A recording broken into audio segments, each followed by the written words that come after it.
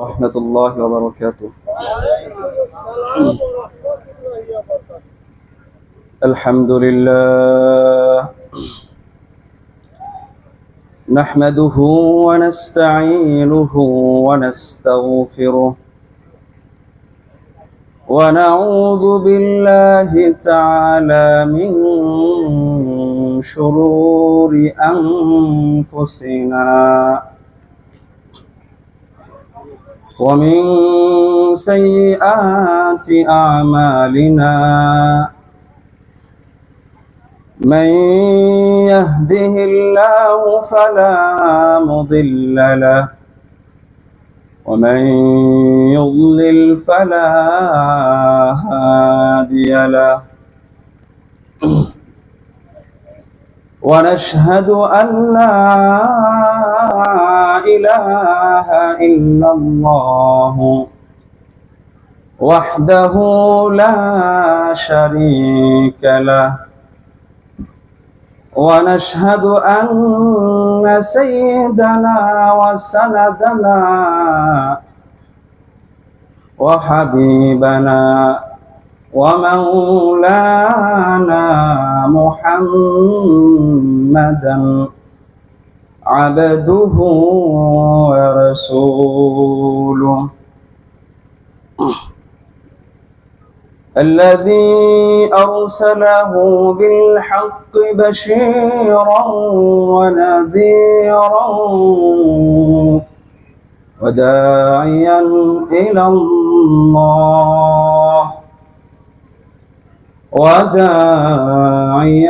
إلى الله بإذنه وسراجا وقمرا منيرا أما بعد فأعوذ بالله من الشيطان الرجيم بسم الله الرحمن الرحيم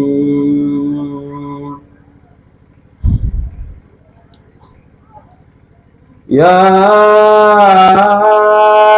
أيها الذين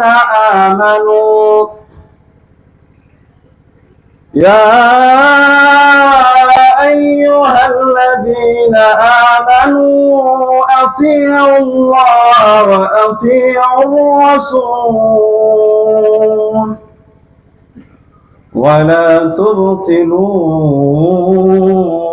تبطلوا أعمالكم صدق الله العظيم.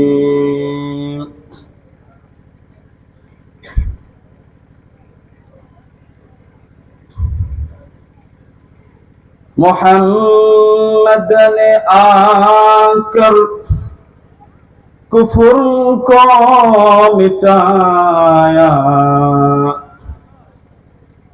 कुफ्र को मिटाकर सदाकत को बताया। बलगल उला बिकमालिही, बलगल उला बिकमालिही, कशफ अद्दुजा बिजमालिही, हसनत जमीउ ख़िसालिही, सल्लु अलैहि व आलिहि। সবাই আমরা দুরূদ শরীফ পাঠ করি।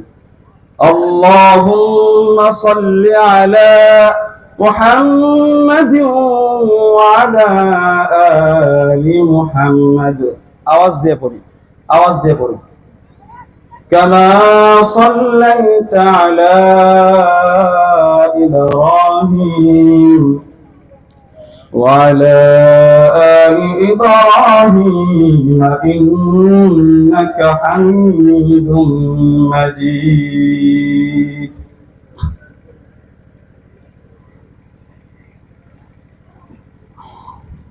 سبحانك لا علم لنا إلا ما علمتنا إنك أنت العليم الحكيم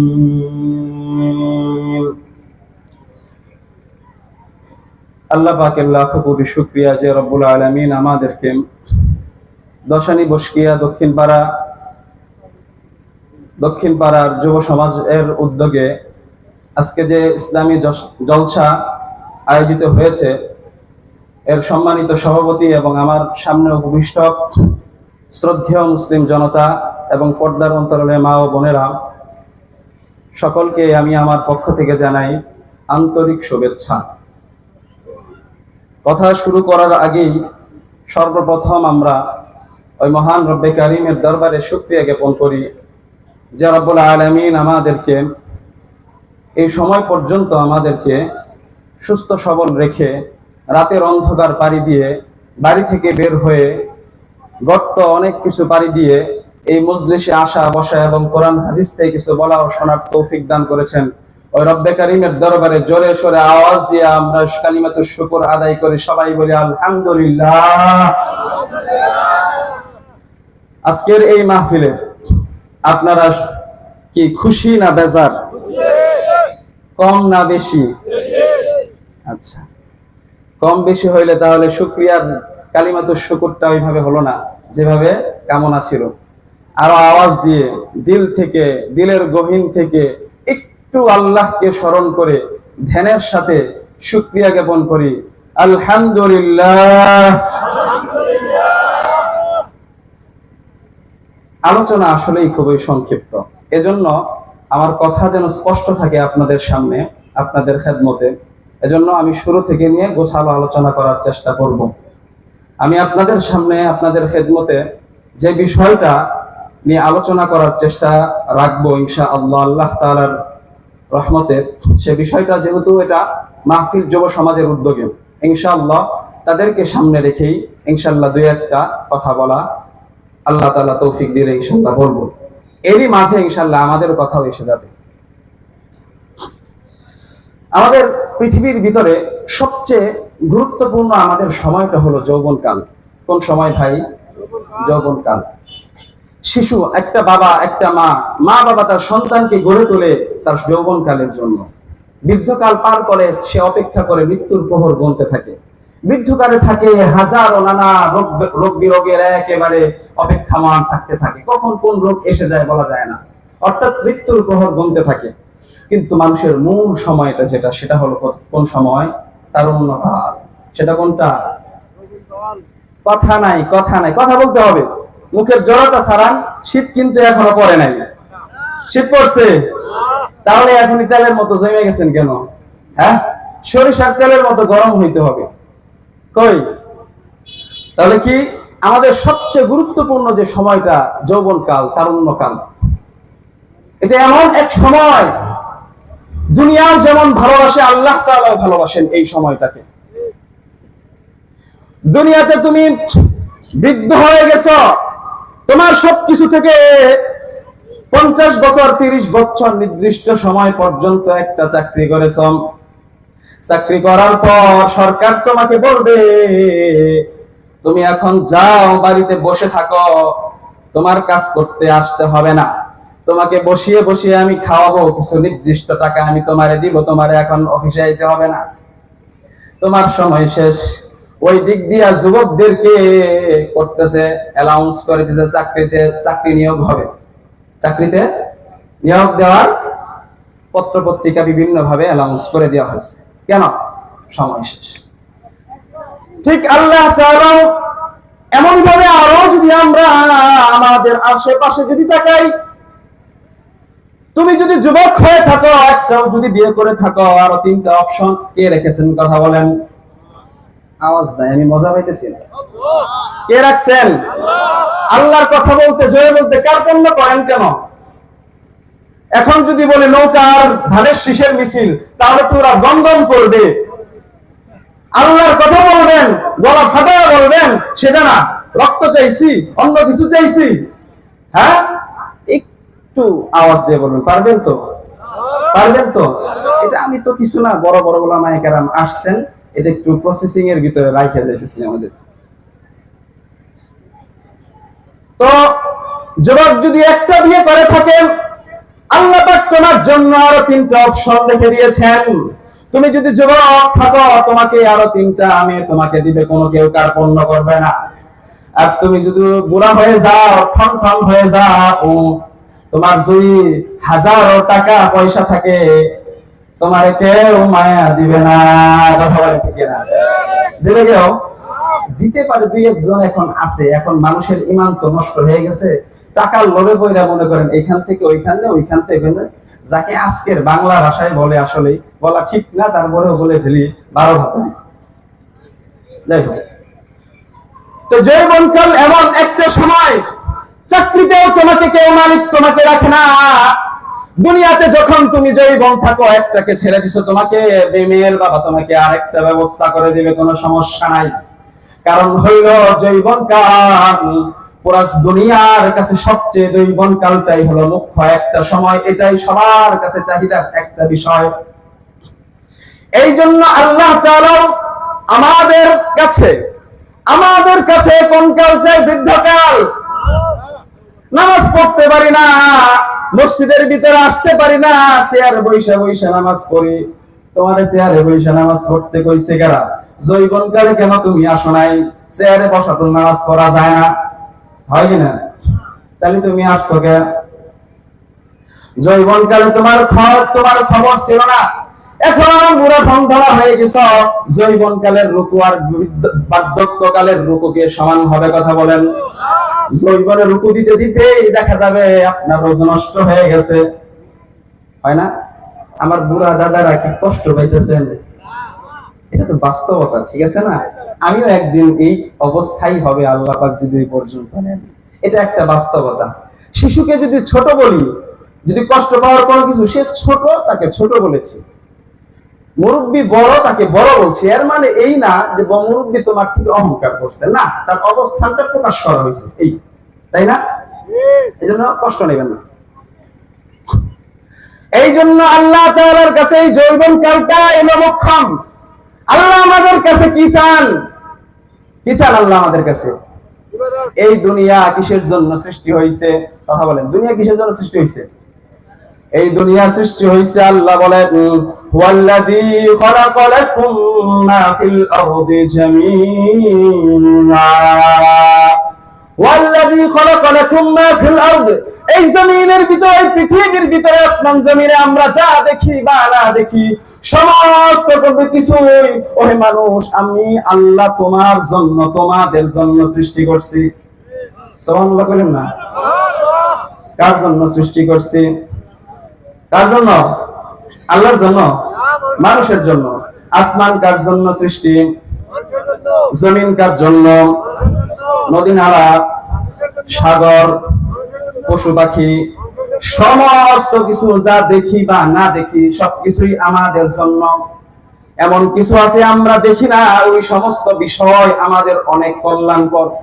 এমন বিষয় আছে সরাসরি চক্ষু দিয়ে দেখতে পারি না, বিভিন্ন বৈজ্ঞানিক, এইখানে আধুনিক বিজ্ঞানের মাধ্যমে, আমরা প্রযুক্তির মাধ্যমে দেখতে পারি। হ্যাঁ, এগুলোর মাধ্যমে দেখতে পারি এখানে এই জিনিস আছে, এই জিনিস আছে। এগুলার ভিতরে দেখা যায় এগুলা মানুষের জন্য কল্যাণকর, উপকার। সূর্যের আলোর ভিতরে ভিটামিন ডি আছে, আপনি দেখছেন? ভিটামিন ডি এমনি করে দেখা যায়? জীবনে দেখছেন? আপনার ছেলেরা তো ঠিকই শিখাইছেন, যাও বাবা, শীতের সকাল, সুন্দর এই রৌদ্রটা তুমিও উপভোগ করে আসো, কারণ এইখানে ফ্রি আল্লাহ প্রদত্ত ভিটামিন ডি পাওয়া যায়। দেখছেন কখনো? তো এই রকম আমরা যা দেখি বা না দেখি, বানাইছেন কাদের জন্য? মানুষের জন্য। আল্লাহ বলেন, তোমাদের জন্য পুরো পৃথিবী, গোটা পৃথিবী আমি বানাই দিলাম। আমি তোমাদেরকে কেন বানাইছি জানো? ওয়া খালাকাতুল জিন্না ওয়াল ইনসা ইল্লা লিয়াবুদুন। আমি জিন ইনসানকে একমাত্র আমার ইবাদতের জন্য বানিয়েছি। আল্লাহু আকবার। কত বড় গরুটারে জবাই করে ফালান, যে এরপরেও আপনাকে মানবাধিকার লঙ্ঘনকারী বলা হয়? বলা হয় না। কারণ কি? আল্লাহর নামে জবাই কইরা খাওয়া আল্লাহ আমাদেরকে শিখাইয়া দিবেন।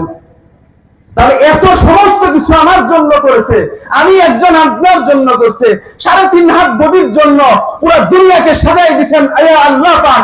ওই আল্লাহর জন্য কি আমরা ইবাদত করতে পারি না? ওই আল্লাহ আমাদেরকে ইবাদত করার জন্য বানাইছেন।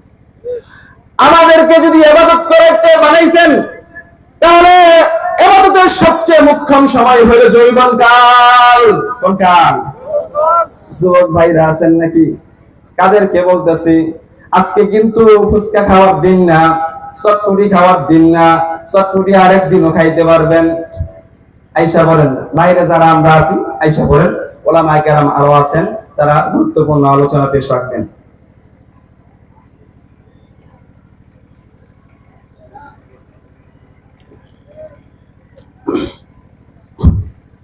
আল্লাহর রাসূল সাল্লাল্লাহু আলাইহি ওয়াসাল্লাম এই যুবকদেরকেও লক্ষ্য করে কথা বলে গিয়েছেন।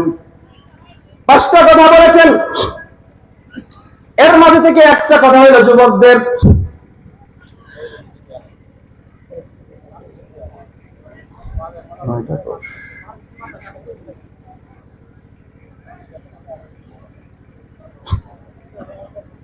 নয়টা 10 উঠলামই তো 15 মিনিট হইল।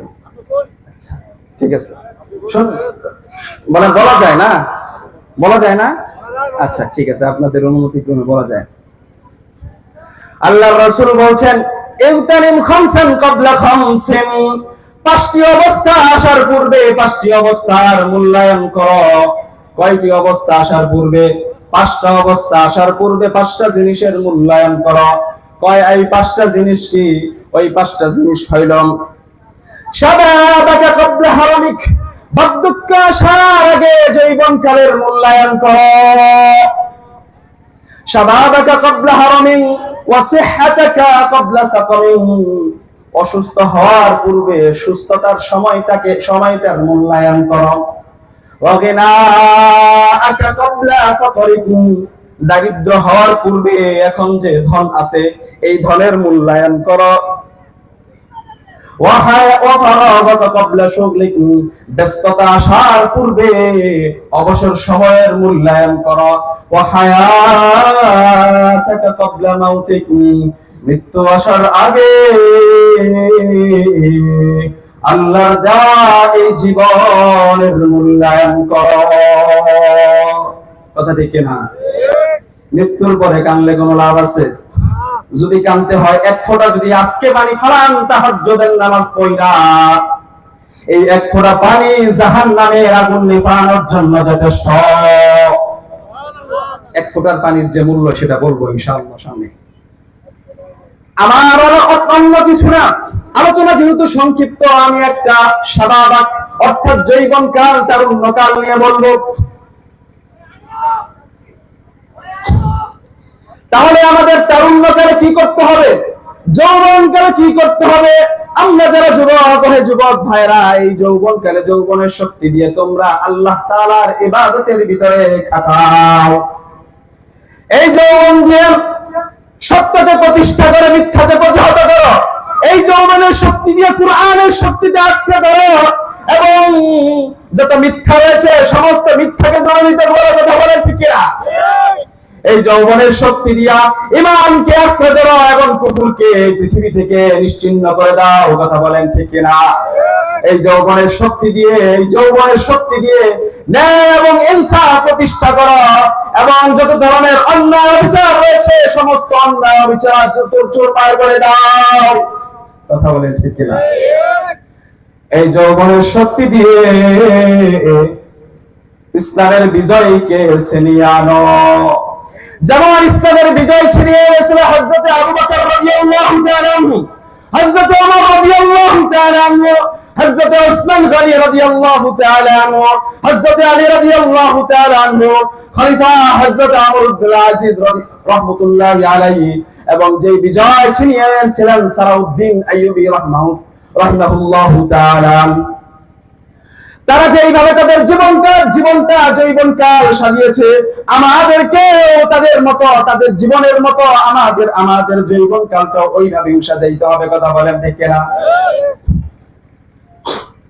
মুসলমানদের আইডল, মুসলমানদের আদর্শ অন্য কেউ হতে পারে না।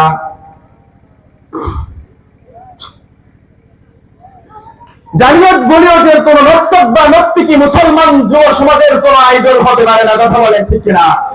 ভিনদেশি কোন খেলোয়াড়, হ্যাঁ মেসি বা নেইমার, এরা আমাদের কোন আদর্শ হতে পারে না। নয় সিনেমা বা নাটকের এদের যে নর্তক নর্তকী রয়েছে, এরা আমাদের কোন সময় আদর্শ হতে পারে না। এবং পশ্চিমাদের বস্তা পচা যে সমস্ত কালচার রয়েছে, এই সমস্ত কালচার আমাদের মুসলিম সমাজের ফ্যাশন হতে পারে না, কথা বলেন ঠিক কিনা? আমাদের ফ্যাশন কার ফ্যাশন হবে? আমাদের আইডল কে হবে? কে আইডল হবে? আজকের আইডল দেখতে চান, খুব কাছ থেকে দেখতে চান, কাছ থেকে আমাদের আফগানি ভাইকে দেখেন। আমাদের আইডল হবে আমাদের আফগানি ভাই, অন্য কেউ নাই। তারা কি করেছে? তারা আমাদের স্বীকৃত দেশের, পুরো পৃথিবীর স্বীকৃত সুপার পাওয়ারদেরকে নাকে খত দিয়ে নিজেদের দেশ থেকে বহিষ্কার করে তাদের কাছ থেকে স্বাধীনতার স্বীকৃতি নিয়ে ছেড়েছে, কথা বলেন ঠিক কিনা? আমাদের আদর্শ সেই আফগানি ভাইরা, আমাদের আদর্শ আবু বকর, আমাদের আদর্শ ওমর ফারুক, হযরত ওমর রাদিয়াল্লাহু তাআলা আনহু, আমাদের আদর্শ হযরত ওসমান, হযরত আলী রাদিয়াল্লাহু তাআলা আনহু, আমাদের আদর্শ হবে নবী মুহাম্মদ সাল্লাল্লাহু আলাইহি ওয়াসাল্লামের আদর্শ, কথা বলেন ঠিক কিনা? ঠিক তো বললাম, ঠিক আছে। এখন আসি, আমরা আমাদের বাস্তবতায় দেখি আসলে কি আমরা তাদের মতো তাদের সজ্জায় নিজেদেরকে সজ্জিত করতে পেরেছি, কথা বলেন? আমরা কি তাদের ভাব ভূষণে নিজেদেরকে ভূষিত করতে পেরেছি, কথা বলেন যুব সমাজ? করতে পেরেছি? করতে পারে নাই। এই ইহুদি খ্রিস্টান, এই শয়তানরা, ইসলামের শত্রুরা এসে বলল, আমাদেরকে শিখাতে লাগলো ক্লিন শেভ করো। ক্লিন শেভ, এটা সুন্দর সুন্দর দেখা যায়। আমরা শিখলাম, আমরা মানলাম, এই জন্য আমার এখন দাড়ি নাই, সুন্দর মেয়েদের মতো ক্লিন শেভ হয়ে গেছে, সুন্দর। একটু পরে বলতেছে ক্লিন শেভ তো এটা একটা স্টাইল, এটা একটা মডেল। আরেকটা মডেল আছে, জানো কি সেটা কি? কয় কোসা কোসা দাড়ি রাখো, এটাও একটা মডেল, এটা মারাত্মক সুন্দর ধরনের মডেল। কয় কেমনে বোঝায়, এটা কেমনে শেখায় জানেন? ওই বড় বড় বিলবোর্ড যে দেখেন, ওই বিলবোর্ডের ভিতরে তাদের তারকাদেরকে দেখা যায়, বিভিন্ন ধরনের খেলোয়াড়। আশ্চর্য, আমরা তো বললাম, কিন্তু বিভিন্ন ধরনের খেলোয়াড়, নর্তক নর্তকী, হ্যাঁ এই সমস্ত সিনেমার যে নায়ক নায়িকা, তাদেরকে তারকা বলা হয়। আসলে আমি তারকা শব্দটা বলতে চাচ্ছি না, আসলে তো তারা তারকা না। তারকা কারা? কে? সাহাবী কেন নজুম। আল্লাহর রাসূল বলেছেন, আমার সাহাবায়ে কেরাম নক্ষত্রের মতো, তোমরা আমার সাহাবায়ে কেরামদের মধ্য থেকে যাকেই অনুসরণ করো না কেন, তোমরা তাকে তার পথ পেয়ে যাবে, সঠিক পথ পেয়ে যাবে, সিরাতে মুস্তাকিমের পথ পেয়ে যাবে। তারা না। তো আমরা শিখলাম। এরপরে তারা শিখাইলো কি জানেন? তারা শিখাইলো যে প্যান্টটা টাকটুর নিচে পরো। আমার নবী বললেন টাকটুর নিচে বই পরো না। আমার নবী বললেন দাড়ি রাখো, দাড়িকে ছেড়ে দাও। আমরা মানলাম না, ধরলাম না, সাল্লাম করে বলেন। আল্লাহ রাসূলের সুন্নাত, এখানে ধরলাম না, সাল্লাম। প্যান্ট যে পরছি, আল্লাহর রাসূল বলছিলেন টাকটুর উপরে তোমরা রাখবা। ওই দিক দিয়ে তারা শত্রুরা বলতেছে টাকটুর নিচে ছাইরা দাও, এটাই একটা ফ্যাশন। বিভিন্ন মিডিয়ার মাধ্যমে, বিভিন্ন নর্তকীর মাধ্যমে এরা দেখায়, আমরা দেখি, শিখে ফেলছি। এটাই এখন কি ফ্যাশনে পরিণত হয়েছে। আবার যখন বলি যে টাকটুর উপরে হয়, হুজুর টাকটুর উপরে বললে তো কেমন খ্যাত খ্যাত দেখা যায়, কেমন খ্যাত খ্যাত দেখা যায়। আলোচনা তো অনেক হয়ে গেছে, অর্থাৎ 15 মিনিট 20 মিনিট হয়েছে। আলোচনা কি চলবে? মানে আমি একটু আনইজি ফিল করতেছি। সময় না হইলে আসলে এইখানে 9:10 পর্যন্ত, আমি উঠেছি 9:45 পরে। তাহলে এটা আসলে কিভাবে হইলো এটা বলতে পারলাম না। যদি এটা হয় তাহলে শেষ করে দেই। আগে আগাবো নাকি এভাবে? হ্যাঁ, চলবে। আচ্ছা ঠিক আছে। তাহলে বলতেছিলাম, আমাদের নবী শিখাইলেন কি? নবী শিখাইলেন টাকনুর উপরে পড়ো। এখন যখন বললাম যে টাকনুর উপরে পড়ো, তখন খেত খেত দেখা যায়, কি করে এগুলা কেমন জানি দেখা যায়। এখন এই যারা শিখাইছে টাকনুর নিচে পর্যন্ত ময়লা পরিষ্কার করে, এখন এরাই আবার শিখাইতেছে হাঁটুর উপরে বড়, এটা আরেক স্টাইল, এটা সুন্দর স্টাইল, খুব ভালো। দেখা যায় কিনা? আমাদের এলাকায় নাই, নাই, দেখি না। আমার সন্তানকে আমি দেখি না, আমি দেখি না। হাঁটুর উপরে বসে, টাকনুর উপরে করতে আমরা খেত খেত বলে স্লোগান তুলছি, এখন হাঁটুর উপরে তুলছি। আমার কোনো লজ্জা নাই, আমার কোনো হায়া নাই। কোথায় গেছে আমাদের ইমান? কথা বলেন। এটা কি রসুলকে, রসুলের আদর্শ মানা? এর নাম কি রসুলের উম্মত হিসেবে দাবি করা? নাকি খেলতে আমার সাথে? কি হচ্ছে এগুলো? শুধু তাই না, কি এক অবস্থা বলেন। একবার এরা আমাদের পেন নামাইতে নামাইতে নামাইতে নামাইতে পশ্চাৎ দেশের যে দুইটা ভাগ আছে, দুইটা ভাগ বুঝছেন? ওই যে সুন্দর শির আছে পশ্চাৎ দেশে, বুঝতেছেন কিনা? অনেক গ্রামের মানে বাংলা ভাষায় বললে পাশা, খারাপ শোনা যায়। পশ্চাৎ দেশের যে দুইটা ভাগ আছে, মানে নামাইতে নামাইতে টানতে টানতে ওই পশ্চাৎ দেশের ওই ছিদ্র পর্যন্ত দেখা যায়। এটাকে তুমি বলতেছো ফ্যাশন। আবার আজকে ফ্যাশন শিখাইতেছে, উঠাইতে উঠাইতে উঠাইতে উঠাইতে হাঁটুর উপরে তুমি ফরজ তলব করে ফেলছ। তোমার কিসের নবীর আদর্শ? কিসে তুমি রাসূলুল্লাহর উম্মত দাবি করো?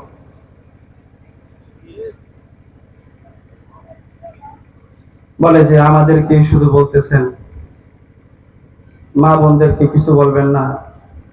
একই অবস্থা, আরো দুর্গতি। মাদেরকে আইসা বলল, আমার বোন, তুমি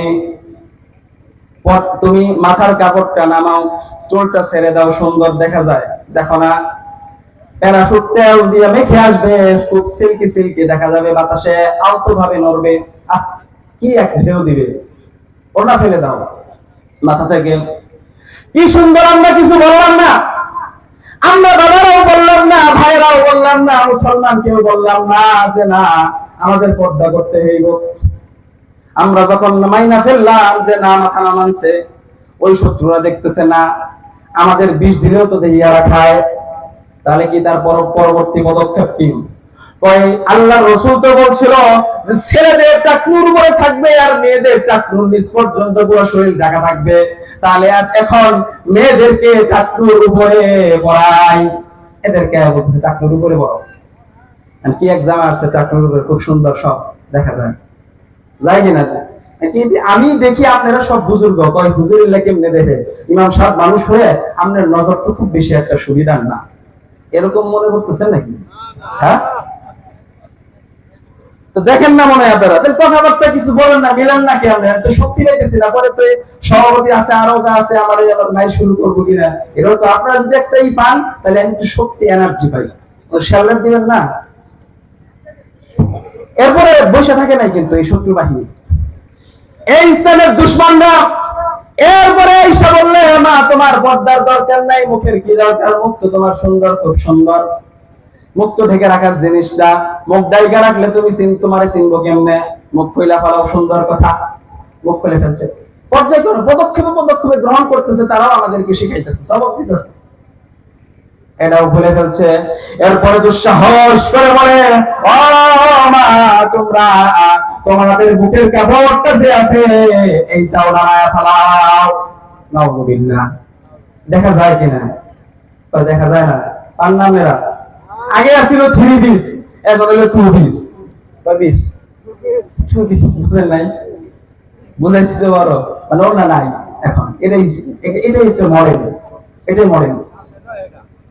এখন এই পর্যন্ত যারা বসে থাকে নাই, উলঙ্গ করে সুন্দর সৌন্দর্য, সুন্দর মেয়ের সুন্দর, একজন নারীর সৌন্দর্য প্রকাশ করে, মানুষের সামনে প্রকাশ করে, বলতেছে এনজিওতে যাও, চাকরি করো, নিজের পায়ে দাঁড়াও, স্বামীর কাছে, স্বামীর উপর কয়দিন আর ভরসা করে দেখাবা?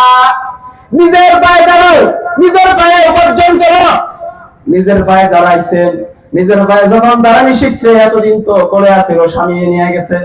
নিজের পায়ে যখন দাঁড়ানি শিখছে, তখন বলল যে পুরুষদেরকে এত কিছু দেওয়া হয়, পুরুষদের এবং তোমাদের মাঝে এত কেন বিভাজন? এর সমতার জন্য সমতার আন্দোলন করো। কিসের আন্দোলন? সমতার আন্দোলন, সমান অধিকার। এই স্বাধীনতা বা সমান অধিকার স্যার আমরা যখন চাইতে গেলাম, আমাদের মা বোনেরা চাইতে চাইতে যখন আমার যে কখন আমার ইজ্জত আব্রু সম্মান কখন যে শেষ হয়ে গেছে, কখন যে চুরি করে নিয়ে গেছে, এটা আমরা টেরও পাই নাই। কথা ঠিক না?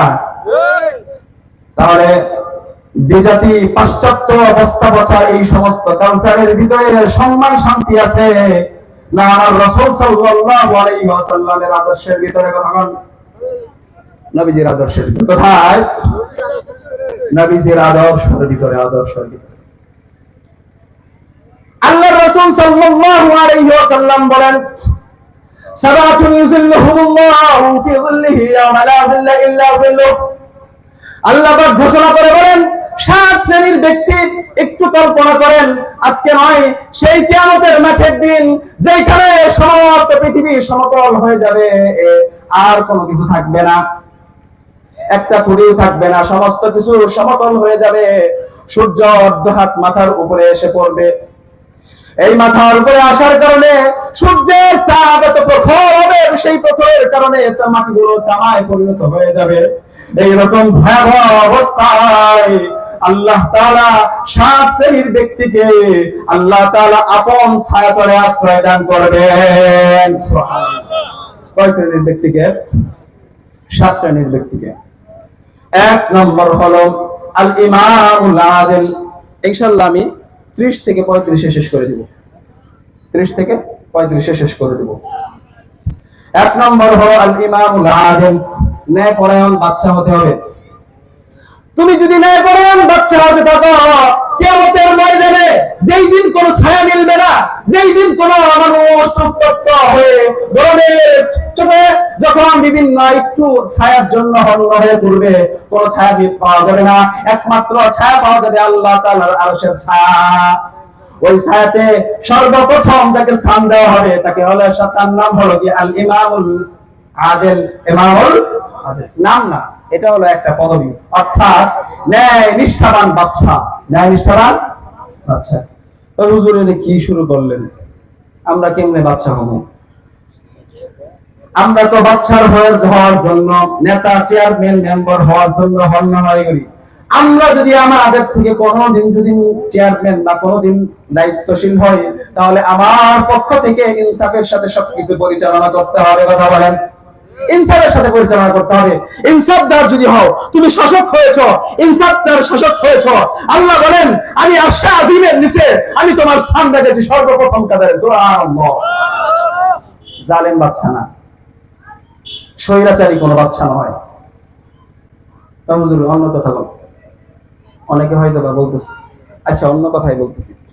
এই দুনিয়াতে তো আমার আপনার মালিক না করলাম, আমাকে হয়তো অন্য কিছুর মালিক না বানায় নাই, আমাকে তো আল্লাহ তাআলা 2টা হাতের মালিক বানাইছেন। কথা বলেন, আল্লাহ পাক আমাকে 2টা চোখের মালিক বানাইছেন, আল্লাহ পাক আমাকে জ্ঞান বিবেক বুদ্ধির মালিক বানাইছেন, 2টা পায়ের মালিক বানাইছেন।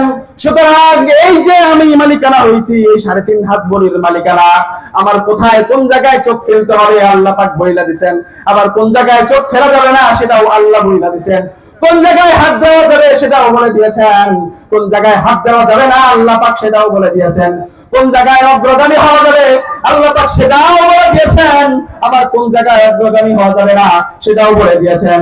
সুতরাং সুন্দরভাবে ইনসাফের সাথে আমাদের প্রত্যেকটা পদক্ষেপ ফেলতে হবে কিনা? কথা বলেন। আমি তো রাজা না। আরে তুমি রাজা না কি হইছো? পুরো পৃথিবীর বিনিময়ে একটা চোখ এনে দিতে পারবা? পারবেন? পুরো পৃথিবীর বিনিময়ে একটা, সেই চোখের মালিক আমি আর আপনি। একটা হাত এনে দিতে পারবেন? সেই হাতের মালিক আমি আর আপনি। তাহলে আল্লাহ পাক পুরো 3.5 হাত বলির মালিক যে বানিয়ে দিয়েছে, আমি তো এর কর্তা। আমি চাইলে সৎ পথে চলবো, আবার চাইলেও বিপদেও চলতে পারবো, আমি চাইলে বেজায়গায় চোখ দিতে পারবো, আমি চাইলে আবার সুন্দর জায়গায় চোখ ফেলতে পারবো, আমি চাইলে আল্লাহ পাক জবানের মালিক বানিয়ে দিয়েছেন, এই জবান দিয়ে সুন্দর কথা, আল্লাহর কথা, রাসূলের কথা, তাওহীদের কথা বলতে পারবো। ঠিক তেমনি ভাবে আমি চাইলেও মিথ্যা কথা বলতে পারবো, গীবত বলতে পারবো, চগলখড়ি করতে পারবো। এই জবান দিয়ে আরো অন্য এমন অনেক কিছু বলতে পারবো যেটা হাত পা দ্বারা অনেক কিছু করা যায় না। কথা বলে, তাহলে এইগুলা কন্ট্রোল কে করবে? সরকার। আপনার হাত, আপনার চোখ, হ্যাঁ ইসলামী রাষ্ট্র কায়েম হয়ে গেল, আপনি ঠিক হইলেন না, ব্যক্তিগতভাবে আত্মশুদ্ধি হলো না, কি লাভ হলো? হ্যাঁ, ইসলামী রাষ্ট্র লাগবে, অবশ্যই লাগবে, কিন্তু আমি প্রথমে ওই ফওয়াদটা প্রথমে নিজের দিকে তাকাই না, নিজের দিকে করি। ইমামে আদম শুধু ওই প্রধানমন্ত্রীর চেয়ার মনে করেন না, ইমামে আদম শুধু ওই চেয়ারম্যানের চেয়ার মনে করেন না, ইমামে আদম শুধু মেম্বারের কিছু মন্ত্রীদের চেয়ার মনে করেন না। ইমামে আদম আমি আপনি প্রত্যেকেই নিজের। আল্লাহর রাসূল বলেন, কুল্লুকুম রাইন ওয়া কুল্লুকুম মাসউলুন আন রাইয়াতি, তোমরা প্রত্যেকে এক একজনের নিজের রাখা, প্রত্যেকে এক একজন কিয়ামতের দিন জিজ্ঞাসা করা হবে। বিশ্বাস হয় না? হয় না? আল্লাহর রাসূল সাল্লাল্লাহু আলাইহি ওয়াসাল্লাম বলেন,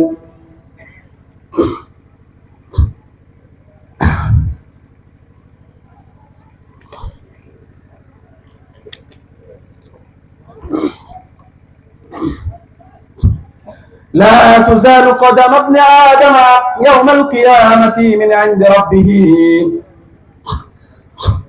حتى يسأل عن خمس। আদম সন্তান কিয়ামতের দিন রব্বে কারীমের দরবার থেকে যতক্ষণ না পর্যন্ত তাকে 5টা প্রশ্ন করা হবে, ততক্ষণ পর্যন্ত এক কদম নড়াচড়া করতে পারবে না। কয়টা প্রশ্ন?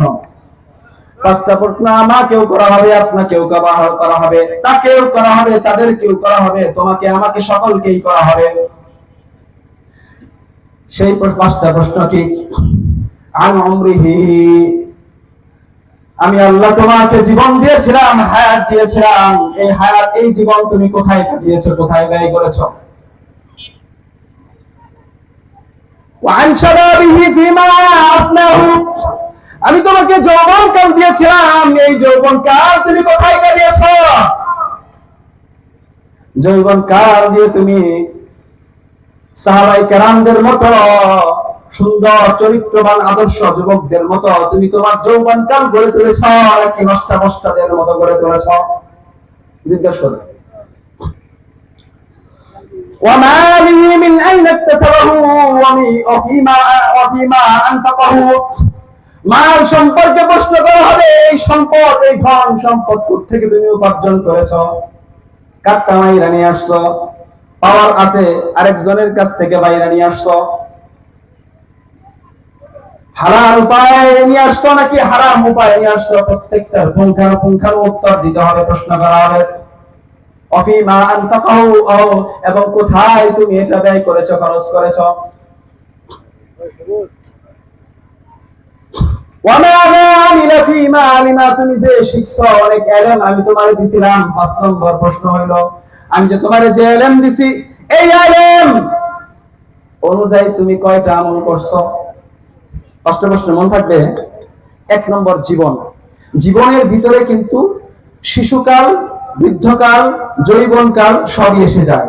এরপরে দ্বিতীয় প্রশ্ন রাখা হয়েছে ওয়ান শাবাবিহি ফিমা আফনাহু, যৌবনকাল সম্পর্কে জিজ্ঞাসা করা হবে, কারণ যৌবনকাল আমি আল্লাহর এটাই মুখ্যম একটা সময়, এই সময়ে ইবাদতই তোমার গ্রহণযোগ্য, এটাই তো আমার মজার বিষয়। তাহলে আমরা ওই আগের হাদিসে ফিরে যাই। 1 নম্বর, 7 জন ব্যক্তিকে আল্লাহর তাআলার যেই দিন আর কোনো ছায়া থাকবে না, একমাত্র আল্লাহর ছায়া তলে ছায়া দান করবেন আল্লাহ তাআলা, ওই ভিআইপি পারসন। 1 নম্বর কে? আল ইমামুল আদিল, ন্যায়পরায়ণ বাদশা। 2 নম্বর হইল আল ইমামুল আদিল ওয়া শাবুন নাশা ফি ইবাদাতি রাব্বিহ, এবং যুবক, যে যুবক তার জীবনকালকে ইবাদতের মধ্য দিয়ে কাটিয়েছে। সম্মানিত উপস্থিতি, সম্মানিত যুবক ভাইরা, জীবনকালকে যদি আমরা ইবাদতের, আল্লাহর ইবাদতের মধ্য দিয়ে করাইতে পারি, কাটাইতে পারি, গড়াই নিতে পারি, তাহলে ওই যুবকদেরকেও আল্লাহর ছায়ার নিচে আশ্রয় দান করবেন। সুবহানাল্লাহ। বৃদ্ধ বাবারা বলতেছে, হুজুর কালিয়া ঘরেই কইলেন, আঙ্গরে কিছু করবেন না, আমাদেরকেও একটু একটু বয়সে আসছি, আছে আপনাদের জন্য আছে। 3 নম্বর ব্যক্তি হলেন ওয়ারাজুলুন কলবুহু মুআল্লাকুন বিল মাসাজিদ, ওই ব্যক্তি যে ব্যক্তির হৃদয়টা মসজিদের সাথে সংযুক্ত ঝুলাইয়া রাখছে, মসজিদের সাথে ঝুলাইয়া আবার কেমনে? এটা কি হুজুর বানর আর কুমিরের গণনা শোনাইতেছেন নাকি? না, বানর আর ওই কিচ্ছা কাহিনী শোনাবার আসলে এটা কেমন? আমি ফজর থেকে বের হয়েছি, ফজর পরে সবজি নিয়ে আমি ঘরে গেছি, জোহরের নামাজ পড়বো আমি অমুক কেন্দ্রীয় মসজিদে। জোহর নামাজ পড়ে আসছি, আসার পরে দেখি এখন তো সময় দিন অল্প সময়, ছোট সময়, আসরের আছে মাত্র আধা ঘন্টা। এখন যদি আমি খেতে নিয়ে লাঙ্গল নিয়ে যদি খেতে যাই, তাহলে আমি আসরের নামাজ পড়তে পারবো না, তাহলে আমি মসজিদে যাই। এই হলো কি আমি কাজ করতেছি, কিন্তু ওই ব্যক্তির কলটা কোথায়? কথা বলবেন কোথায়? মসজিদে। জোহরের নামাজ পড়ছে, আসরের নামাজও পড়লো, আসরের নামাজের পর দেখলো এখন যদি আমি অন্য কোনো খেলায় বা অন্য কোনো আমাদের ব্যস্ততায় ব্যস্ত হয়ে পড়ি, এখন তো স্বল্প সময়, এই জন্য অন্য কোথায় যাওয়া যাবে না, নামাজের জন্য অপেক্ষা করতে হবে। মুয়াজ্জিন যখন বলবে হাইয়া আলাস সালাহ হাইয়া আলাল ফালাহ, দৌড়ে যেতে হবে। দৌড়ায় এসে কাজ তো করছে, মন কোথায়? মসজিদে। আসর নামাজ শেষ, মাগরিব তো এখন, এরপর মাগরিবের নামাজ শেষ, মাগরিব পড়ার পর এশা পড়বে, এশার নামাজ তো এখন 7টায়, এখন একটু জিকির ইজকার করার পরে দেখে আর মাত্র আধা ঘন্টা আছে। এখন যদি ওই দক্ষিণ পাড়া আমি যাই, এরপরে যাওয়ার পরে যদি বিবির সাথে একটু বসি, বিবির ভালোবাসায়, সন্তানের ভালোবাসায়, শীতের উষ্ণতায় আমি আর আসবো না, আমি ল্যাপের তলে বইতে পারবো। এই জন্য এনে জিকির করি, এশারের নামাজটাও বইরা যাবো। তার হৃদয়টা কোথায়? মসজিদে। তাহলে 3 নম্বর ব্যক্তি হলো যার হৃদয়টা মসজিদের সাথে লাগোয়া থাকে। আমরা পারি না এটা, যুবক, বৃদ্ধ, তরুণ সবাই কিন্তু আমরা পারি। আর আমরা যদি আমাদের হৃদয়টাকে, কলবটাকে মসজিদের সাথে লাগাইতে পারি, তাহলে অবশ্যই আমরা, আল্লাহ পাক আমাদেরকে ওই রহমতের ছায়ার ভিতরে আমাদেরকে ছায়া দান করবেন। সুবহানাল্লাহ। শেষ।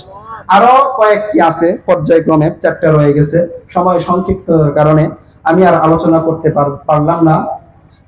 ইনশাআল্লাহ সামনে কোনো সময় সুযোগ হলে, সামনে আজকে বৃহস্পতিবার, কালকে শুক্রবার আবার দাওয়াত রইল, এটাই ইনশাআল্লাহ বাকিটুকু শেষ করা হবে। আরেকটি ছোট্ট একটা বিষয় শেষ করে চলে যাব। আমাদের সন্তানদেরকে এই কৃষ্টি কালচার থেকে মুক্ত রাখার জন্য এবং সঠিক এবং সুন্দর শিক্ষা দেওয়ার জন্য, এর জন্য মাদ্রাসা ছাড়া দ্বিতীয় কোনো পথ নাই। কথা বলেন? মিছা কথা বললাম? কয় হুজুর আপনি মাদ্রাসায় মৌলবী হইছেন দেখে, আলেম হইছেন দেখে কথা বলেন? না, এটাই বাস্তবতা।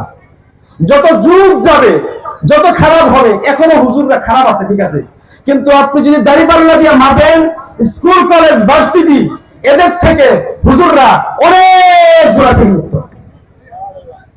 ঠিক আছে? কারণ আজকের যুগ দিয়ে যদি আপনি ওই সাহাবীওয়ালা সোনালী যুগের সাথে মাপ করেন, তাহলে তো আমরা পারবো না। আমরা পারবো না, কারণ সাহাবীদের সাথে আমাদের তুলনা করা যাবে, আমরা তো তাদের ধুলার সমান হতে পারবো না। এজন্য আমাদের মাদ্রাসায় ভর্তি করতে হবে। কাদেরকে? আমাদের সন্তানদেরকে। এজন্য আমাদের এইখানে যে জরিনা মাহবুব মারকাজুল উলুম, এই মাদ্রাসা আপনারা দেখতে পাইতেছেন, ধারাবাহিকভাবে পর্যায়ক্রমে সফলতার সাথে সুন্দরভাবে 1 2 পা 2 পা 3 পা করে এগিয়ে যাচ্ছে। আপনাদের কাছে করজোর অনুরোধ থাকলো, আপনারা আপনাদের কলিজার টুকরা সন্তানদেরকে এখানে ভর্তি করি। দো জাহানের, এই জাহানেও অপর জাহানেও, ওই জাহানের কামিয়াবি হাসিল করার জন্য রাজি আছেন তো ইনশাআল্লাহ? আল্লাহ তাআলা আমাদেরকে সকলকে, আমাদের নাতি পুতি সন্তানদেরকে মাদ্রাসায় ভর্তি করে আমরা যেন একটা ফসল রেখে যেতে পারি, যারা আমাদের জন্য দোয়া করবে। সবাই বলি আমিন। আল্লাহ তাআলা আমাকে আপনাকে যা শুনলাম, এর মধ্য থেকে যেগুলা আমলের বিষয় রয়েছে এবং যেগুলা বর্জনের বিষয় রয়েছে, পুঙ্খানুপুঙ্খভাবে ওই উক্ত কথার উপর যেন আমরা সকলে, আমি এবং আমরা সকলেই যেন আমল করতে পারি। আল্লাহ তাআলার কাছে এই দোয়া করে শেষ করছি। ওয়া আখিরু দাওয়ানা আলহামদুলিল্লাহি রাব্বিল আলামিন। আসসালামু আলাইকুম।